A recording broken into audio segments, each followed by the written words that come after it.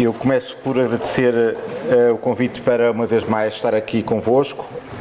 De facto, eu pareço o emplastro, não é? Estou sempre, portanto, 12º estou, 13º estou, 14º estou, portanto, é assim uma espécie de emplastro que vai aparecendo sempre todos os anos para ficar na fotografia. Bom, mas de facto agradeço a generosidade dos meus colegas aqui de Beja, da professora Cristina, do professor Pereirinha, que me têm sistematicamente convidado para vir aqui fazer parte deste encontro que começa já a ser uma relíquia, portanto 14 edições, num país como Portugal, onde geralmente nunca se passa da primeira ou segunda edição, constitui um aspecto verdadeiramente assinalável. Bom, então, o que é que eu hoje, enquadrado neste tema de hoje, o que é que eu hoje gostaria de vos falar? Gostaria de vos falar um pouco sobre saúde mental e sobre como é que a saúde mental, a saúde em geral e a saúde mental em particular, em minha opinião, constitui uma base para este envelhecimento com dignidade.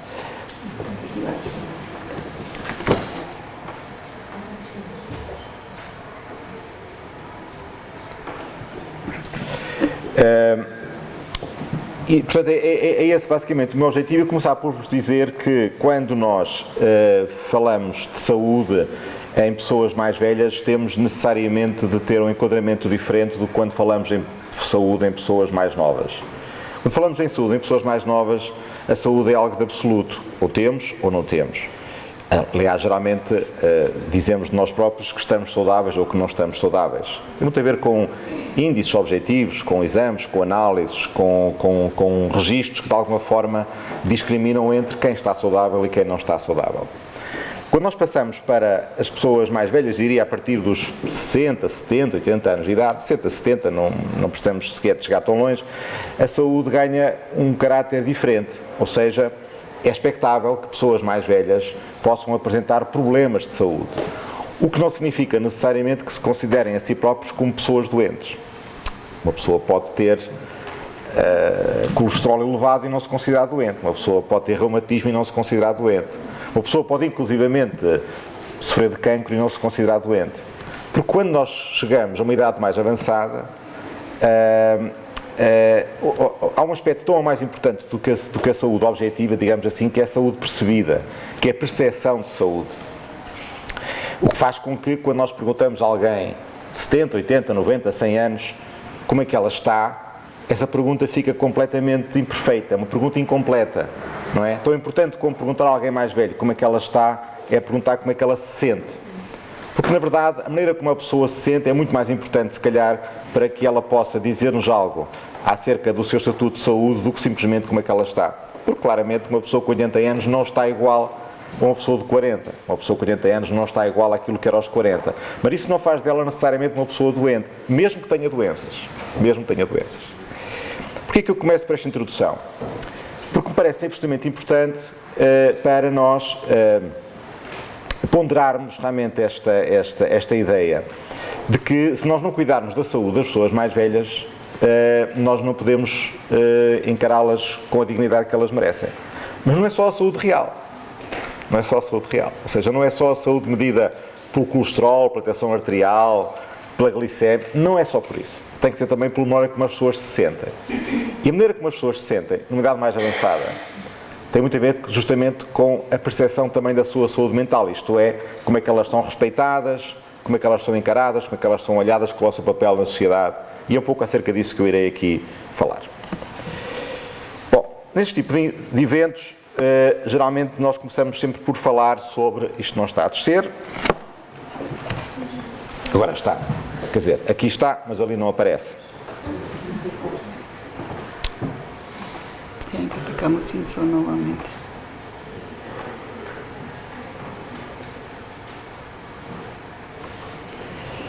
Crees que está ali?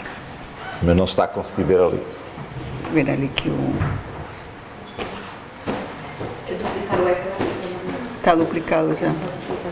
Acho que ele vai ajudar.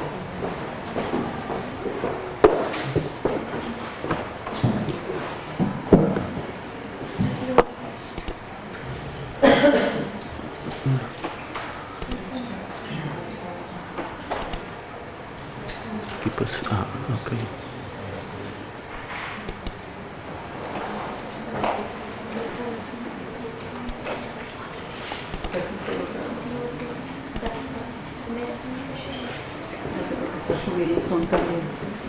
Isso, assim, ok, já percebi. Okay.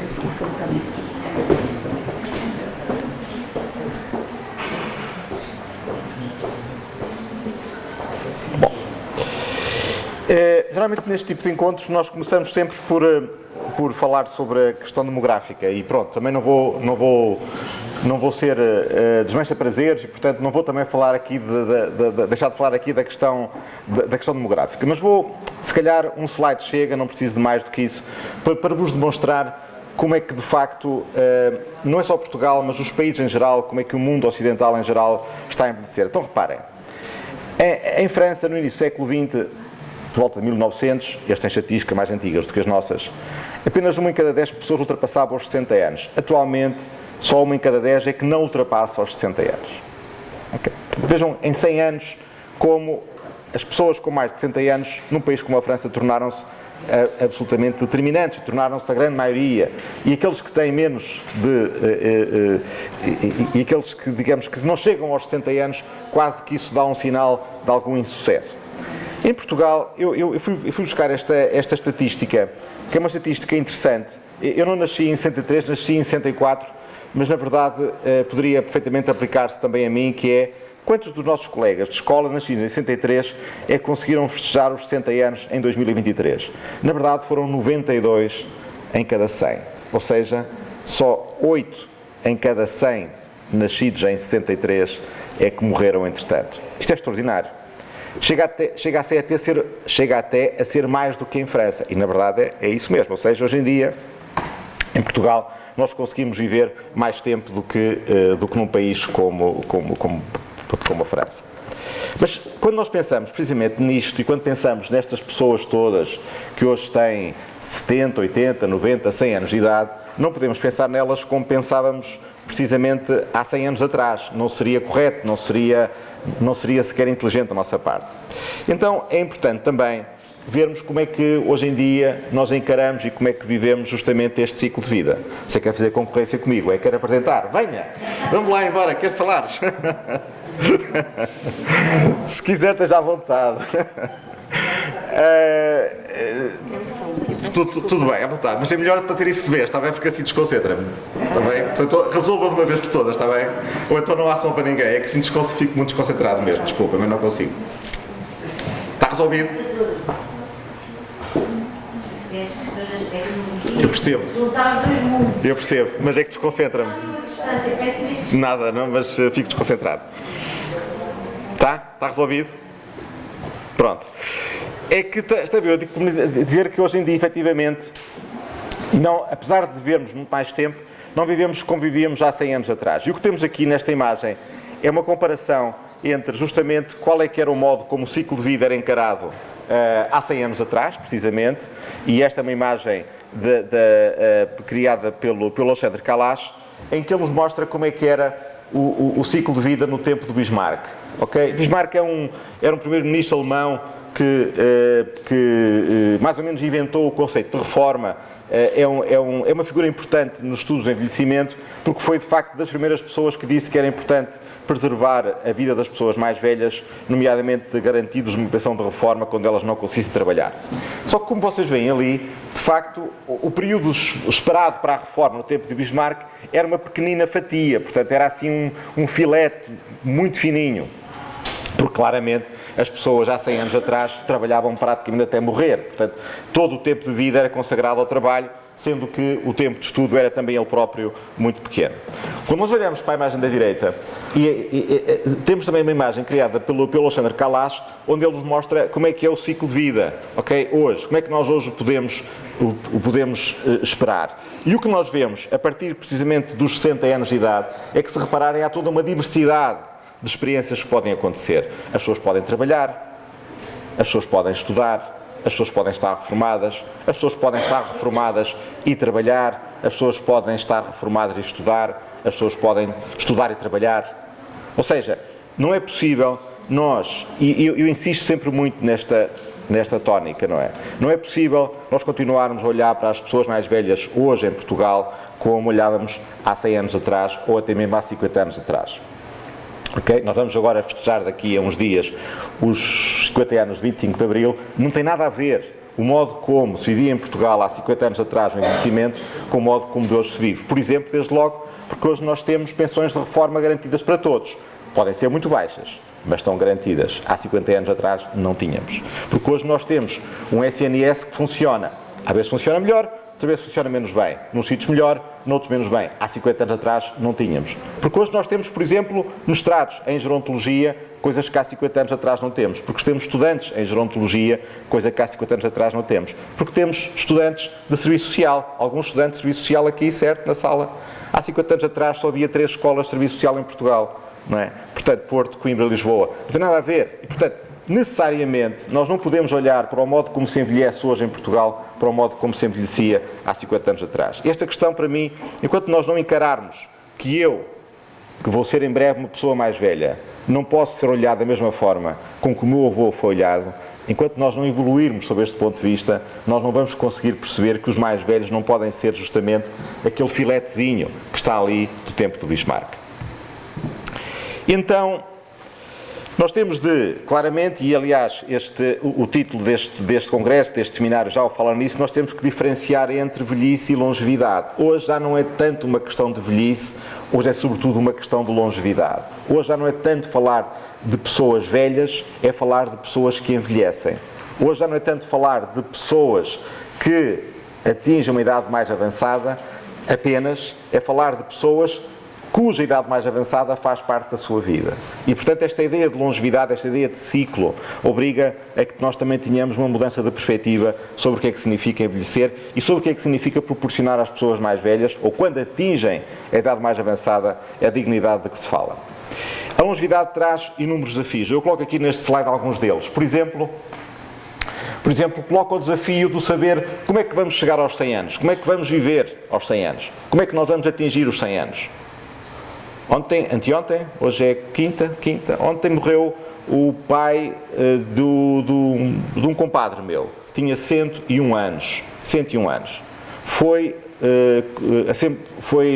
deputado à Assembleia Constituinte, votou a primeira Constituição do país, é um bom exemplo de alguém que viveu bem, nem todos viverão como o Dr. Conceição, não é possível. E como é que nós vamos atingir os 100 anos? O que é que isto vai significar para nós? O que é que isto vai significar para nós enquanto pessoas? O que é que isto vai significar para os cuidadores? Por exemplo, reparem nisto. Na Dinamarca, é a última linha do slide, na Dinamarca 27% dos cuidadores informais têm neste momento uma idade superior a 75 anos. São velhos a cuidar de velhos. E, portanto, a ideia de que os velhos são apenas receptores de cuidados, naquela imagem, fiquem com ela na cabeça, criada pelo Kalash, naquela imagem, portanto, fiquem com ela na ideia que é a ideia de que um velho é apenas um receptor de cuidados. Não faz sentido, não. Um velho também pode ser um prestador de cuidados. Hoje também já é um prestador de cuidados. Portanto, todas essas categorias mentais que nós temos, sobre o que é que significa pessoas idosas, velhice, envelhecimento, pessoas mais velhas, velhice, envelhecimento, pessoas mais velhas, ouçam, tirem isso da vossa cabeça, construam novos conceitos. Quando nós pensamos, por exemplo, no que é uma IERP, o que é um lar de idosos, há aqui muitas assistentes sociais, futuras e assistentes sociais, que vão trabalhar para lares de idosos. Ouçam, os lares de idosos no futuro vão ser lugares de cuidados continuados, vão ser hospitais.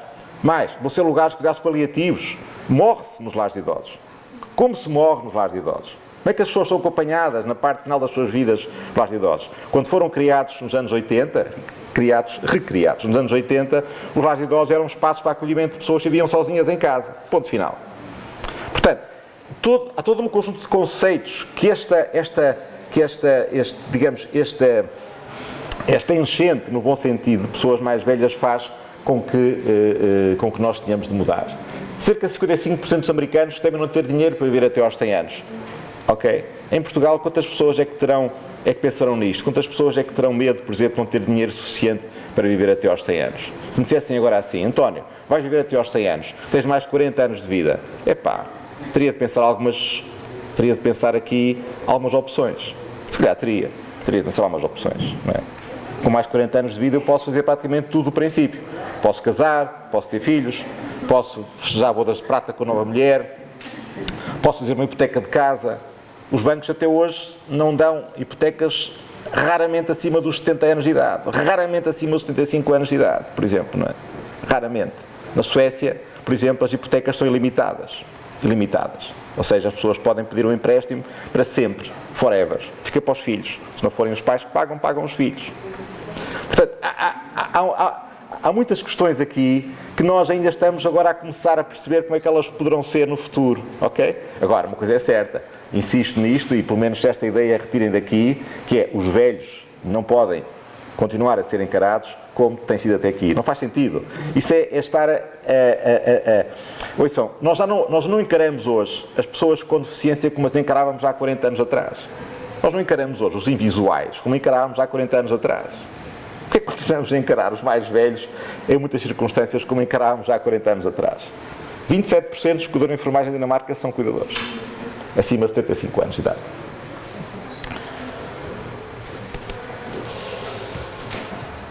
Bom, eu vou aqui passar, isto não é muito importante. Apesar disso, apesar de tudo isto, ok? Apesar de tudo isto, ao envelhecimento, e agora vou entrar aqui, digamos, na matéria a sério, permanecem associados estereótipos negativos, claramente de cariz idadista. E quando me perguntam qual é um dos principais obstáculos para a saúde mental dos mais velhos, a minha resposta é muito simples, é o idadismo. Porque tem a ver justamente com a tal percepção que eu falava no princípio. Não é? Tem a ver com a percepção de que eu falava no princípio. Porque se nós vivemos numa sociedade idadista, e uma sociedade idadista é uma sociedade que discrimina as pessoas por causa da sua idade, e discrimina, nós não aceitamos uma sociedade que discrimina as pessoas por causa do seu sexo. Não aceitamos uma sociedade que discrimina as pessoas por causa da sua raça, por causa da sua religião, mas discriminamos por causa da sua idade. Ou lá se discriminamos.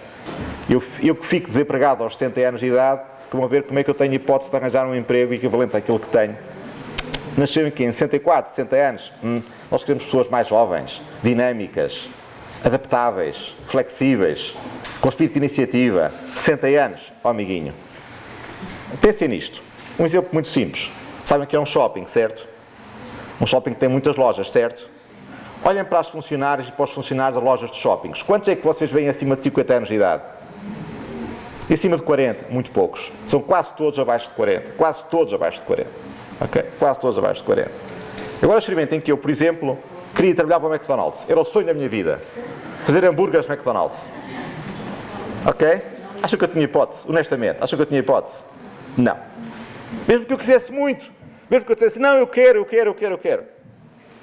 Não tinha hipótese. Não tinha hipótese nenhuma. Ouçam, minha idade matava-me completamente. Não tinha hipótese nenhuma. E se eu quisesse vender calças para a Bershka? Estou a imaginar-me assim, com esta minha carinha laroca, careca, com este casaquinho, com esta camisinha, a vender calças na Bershka. E na Stradivarius? Hipótese, zero. Na Zara? Esqueça, não é para si. Por carga d'água. Porquê? Quantos deputados é que nós temos com mais de 60 anos no Parlamento Nacional neste momento? Poucos, muito poucos. E alguns foram emprestados porque tinha que se encher as listas, enfim. Poucos. Neste não sei, não fiz as contas. No Parlamento anterior, em 250, eram 17 ou 18 acima de 65 anos. Portanto, fragilidade, doença, vazio, passividade, tristeza, isolamento social, dificuldade em estabelecer afetivos, desligamento de interesse, incapacidade sexual, viuvez, luto. Reparem, tudo isto são adjetivos que nós associamos aos mais velhos. Não associamos dinamismo, coragem, capacidade, iniciativa, resiliência, perseverança, determinação, trabalho. Não associamos. Não associamos. Certo? E quando eu digo isto, eu não estou a falar de pessoas abstratas, estou a falar de mim. Ok? Estou a falar de mim, porque este ano faço 60 anos. E que sei claramente que se eu me apetecesse agora, no final da minha vida profissional, a trabalhar para o McDonald's, eu não seria aceito. Eu não seria aceito. Evidente. Portanto, isto depois é uma roda, depois é um círculo. Ok? Estereótipos discriminativos, discriminação. E claro, isso resulta em quê? Medo de envelhecer, resignação, desligamento. Não vale a pena. Não vale a pena. Quer dizer, não vale a pena. Com esta idade, vou fazer o quê? Não tenho hipótese. Pronto. Um terço dos colaboradores europeus sofre discriminação pela idade no local de trabalho. Não sou eu que o digo, é um estudo que está disponível, é um estudo recente, penso que de 2022, desculpem, a idade não perdoa, exatamente 23, mas é um estudo que saiu em 23, está aqui o link se quiserem aprofundar. 4.755 participantes a nível europeu, um terço afirmou sentir-se tratado de forma desigual devido à idade neste último ano. Entre os maiores de 50 anos, eu, por exemplo, mais de 40% referiu que sentia regularmente discriminado pela sua idade.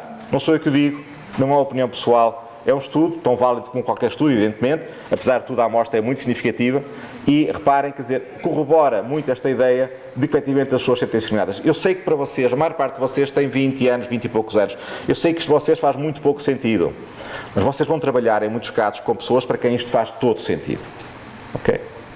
E se alguns de vocês forem trabalhar em departamentos de recursos humanos, ou em seleção, ou em recrutamento, vão ver como isto faz imenso sentido. E vão ver o medo que é para alguém que tem, não precisa de ter 60 anos, para alguém que tem 50 anos e que de repente vê o seu posto de trabalho ameaçado, perguntar-se: o que é que eu vou fazer agora? O que é que eu vou fazer agora?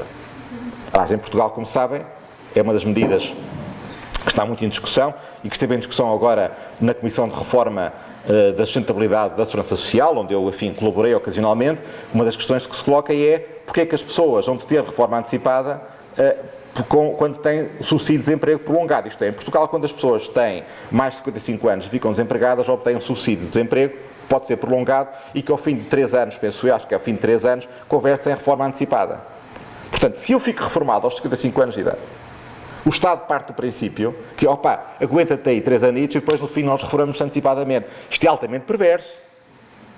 Isto é altamente perverso. Ok? O próprio Estado parte do princípio de que se tu não arranjares emprego nos próximos 3 anos, nós damos-te uma reforma antecipada aos 58 anos. Ok? Altamente perverso.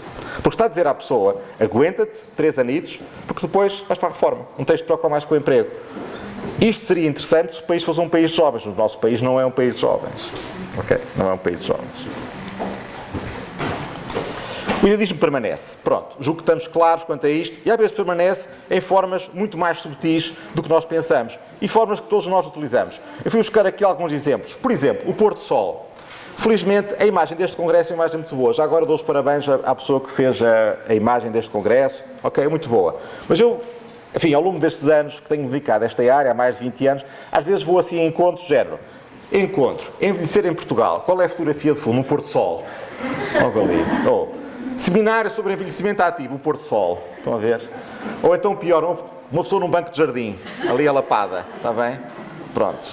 Ou então, sei lá, uma imagem de uma casa assim numa planície alentejana e uma casa ali isolada. Género, estás lixado. Quando nós usamos expressões como os nossos idosos, há tanto que se usa essa expressão, os nossos idosos. Os nossos idosos. Usam-nas os presidentes de IPSS, os provedores de misericórdias, as assistentes sociais que trabalham em IPSS, os psicólogos que trabalham em IPSS, etc. Os nossos idosos.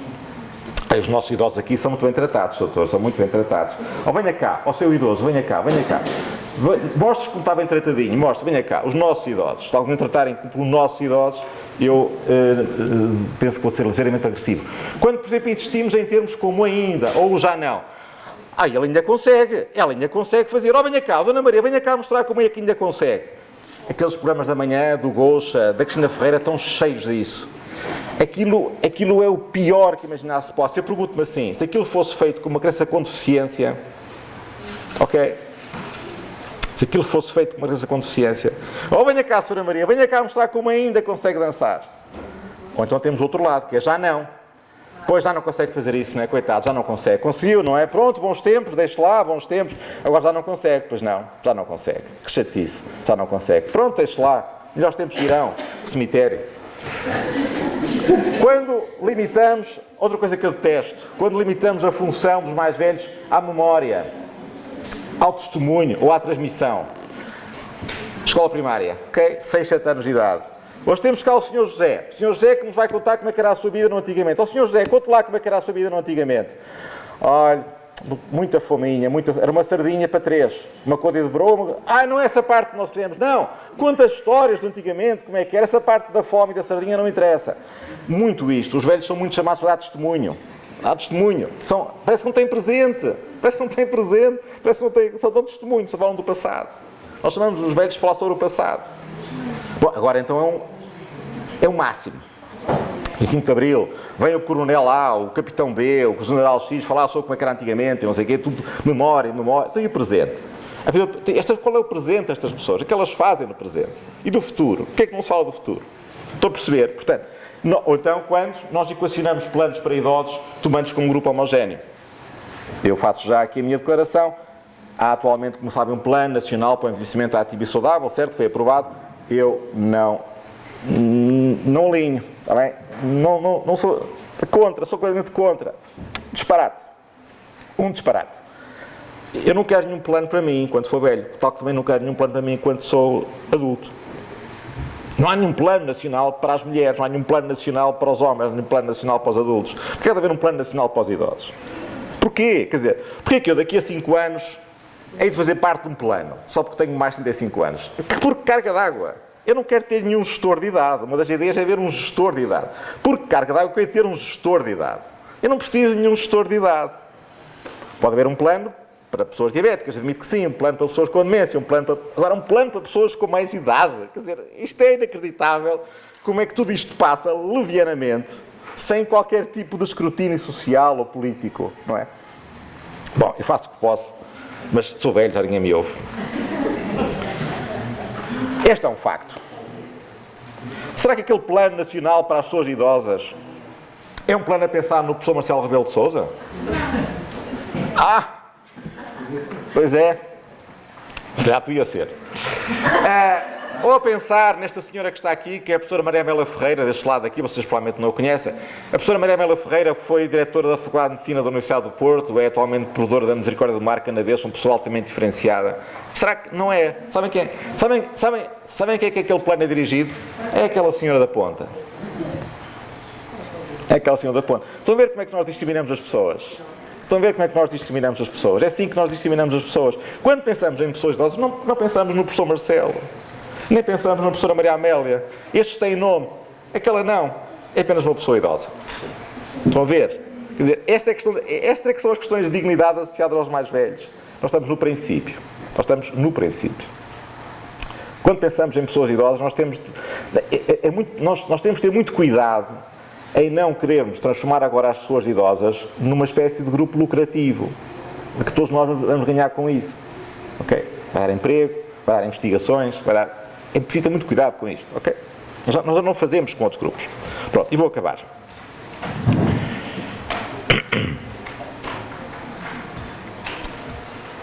Então, o que é que eu acho que pode ser um guião para o envelhecimento ativo e saudável em Portugal, preocupado com estas questões da saúde, essencialmente da saúde mental? E como vem para mim, o conceito de saúde mental dá muito à volta das questões de imagem, de estereotipia, de idadismo. Bom, em primeiro lugar, eu acho que nós temos claramente de investir no envelhecimento normal.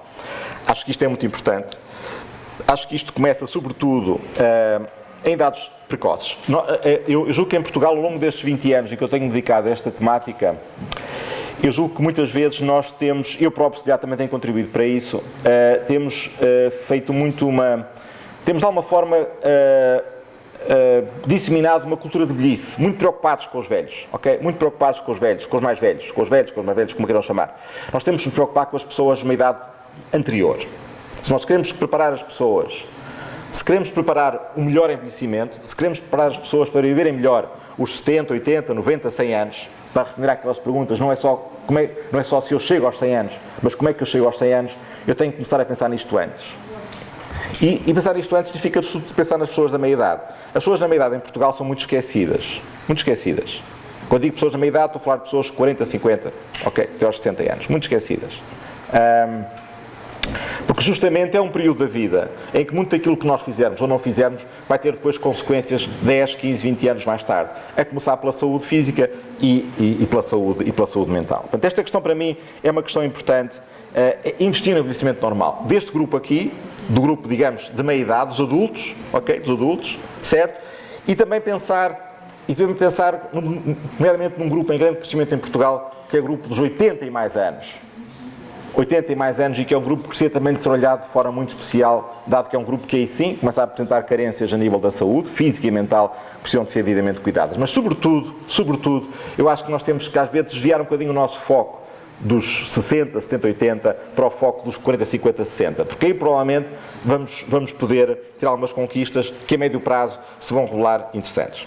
Segunda prioridade para mim é justamente investir na saúde mental. Não é uma questão apenas portuguesa, ok? Aquela associação americana dizia que é estimado que 20% das pessoas com 55 e mais anos vai ter algum tipo de problema de saúde mental, ansiedade, depressão e outras co-ocorrências até ao fim das suas vidas. 20% é muito, é 1 em cada 5, ok? Portanto, estamos a falar de um grupo muito significativo que irá sofrer em algum momento dos seus anos, digamos, se quiserem, acima dos 60, de ansiedade, de somatização, de depressão, de déficit cognitivo e de demência. E, nomeadamente, esta questão, digamos, quando nós olhamos para os principais problemas de saúde mental que afetam os mais velhos, alguns deles são novos, nomeadamente o déficit cognitivo e a demência, certo? Sabemos muito pouco ainda sobre isso e aquilo que nós sabemos muitas vezes não é vertido na prática. Era aquilo que se falava agora na ação inaugural há pouco, que é, nós podemos ter algum conhecimento teórico já, científico, okay, de revista, de livro, sobre o déficit cognitivo, sobre demência, mas ele depois ainda é muito pouco vertido na prática. Como lidar com a pessoa de demência, como reconhecer sinais de déficit cognitivo, como abordar uma pessoa com demência, ok? O que fazer para que uma pessoa com demência possa continuar a ser mais participativo pelo maior tempo possível. Eu falo muito disso nos meus trabalhos do Aging in Place e dou muitos exemplos de como em Portugal se tem feito muitos esforços para, no fundo, tentarmos que as pessoas com demência ou no estado pré-clínico com déficit cognitivo não sejam simplesmente excluídas, como se fosse uma espécie de lepra, como se fosse uma espécie de SIDA, ok? Nós fizemos isso com as pessoas com SIDA, nos anos 80. Fizemos. Eu estava lá e vi, ok? Não podemos fazer isso com as pessoas com demência ou com déficit cognitivo, como se fosse uma espécie de nova SIDA, ou da lepra dos tempos medievais, ok? E são muitos. Em Portugal, neste momento, com demência, já serão mais de 200 mil, ok? Nós temos também, em terceiro lugar, de promover os direitos dos mais velhos. Por exemplo, Estatuto de Maior Acompanhado. Nós sabemos o que é que isso é, Estatuto de Maior Acompanhado? Se calhar não sabemos. Testamento Vital. Sabemos o que é o Testamento Vital? Se calhar não sabemos. Há leis específicas que são criadas hoje em dia, nomeadamente o Estatuto de Maior Acompanhado não é apenas para as pessoas mais velhas, também é para pessoas, por exemplo, que sofrem de deficiência ou de outro tipo qualquer de incapacidade que lhes retira a capacidade para decidir por si de forma autónoma. O Estatuto de Maior Acompanhado é de um desconhecimento generalizado, por exemplo. Pode ter a ver connosco, ou com alguém que nós cuidamos, ou que pode muito rapidamente, tenho uma mãe com 83, 84 anos, que daqui a uns anos precisarei de saber sobre o Estatuto de Maior Acompanhado muito mais daquilo que sei hoje. Eu sei sobre o Código da Estrada, sei sobre assuntos que me interessam. Isso também me interessa. E será que eu tenho acesso a essa informação facilmente, de forma acessível, de forma correta, de forma esclarecida? Ok? Portanto, é necessariamente uma sociedade com pessoas mais velhas, com uma quantidade de pessoas mais velhas, ok? 1 em cada 4 portugueses, como sabem, tem mais de 65 anos de idade, vai ter que, isto é, já tem, começa a ter, e há de ter cada vez mais, leis próprias, direitos, ok? E que é importante que sejam conhecidos. Depois, em quarta prioridade, promover uma política de cuidados adequada às necessidades dos mais velhos. E às necessidades dos mais velhos, não só enquanto mais velhos, se não estaria a contradizer-me, mas enquanto mais velhos com necessidades específicas. E há mais velhos que têm necessidades específicas do ponto de vista físico, e mais velhos com necessidades específicas do ponto de vista mental, e mais velhos com necessidades específicas do ponto de vista cognitivo. E, portanto, os mais velhos não podem ser tratados como um grupo homogéneo a quem eu vou aplicar uma série de receitas apenas porque são mais velhos. Não faz sentido. O Marcelo Rebelo de Sousa é completamente diferente de uma pessoa com a mesma idade que, por exemplo, sofra de demência ou que sofra de déficit cognitivo. Portanto, a categoria dos mais velhos é uma categoria inútil enquanto categoria. A professora Roci Ballesteros, que alguns já conheceram ou que ouviram falar, dizia isto há 20 anos de forma lapidar, que era: eu nunca vou ser capaz de conhecer os mais velhos. Quando muito, vou ser capaz de conhecer um velho de cada vez. Ok? Isto, para mim, nunca me esqueci da quantidade de vezes que ela diz isto. Ela, todos os sítios onde ela dizia isto. E, por fim, acho que é importante valorizar o conhecimento. Isto é, acho que é importante que nós, digamos, sejamos capazes de perceber que há conhecimento específico nesta matéria, está bem? Há conhecimento específico nesta matéria e de que nós não podemos abordar as questões ligadas ao envelhecimento e aos desafios que daí decorrem, nomeadamente do ponto de vista da saúde, simplesmente com opiniões, com pontos de vista, com achismos, está bem? Não chega. Há conhecimento, temos que valorizar. É bom que aqui em Beja, por exemplo, haja sistematicamente a funcionar um curso de mestrado em gerontologia, que haja a funcionar um teste em gerontologia, que haja a funcionar que a gerontologia esteja noutras escolas, noutros cursos. É importante, porque, na verdade, os mais velhos fazem parte da nossa vida, não é? E, portanto, não podemos simplesmente achar que podemos tratá-los como se lhe tratávamos os nossos avós ou bisavós, apenas com base no carinho e no amor. Isso é importante, mas não chega. Há conhecimento que importa ser valorizado. Pronto, basicamente era isto. Muito obrigado pela vossa atenção.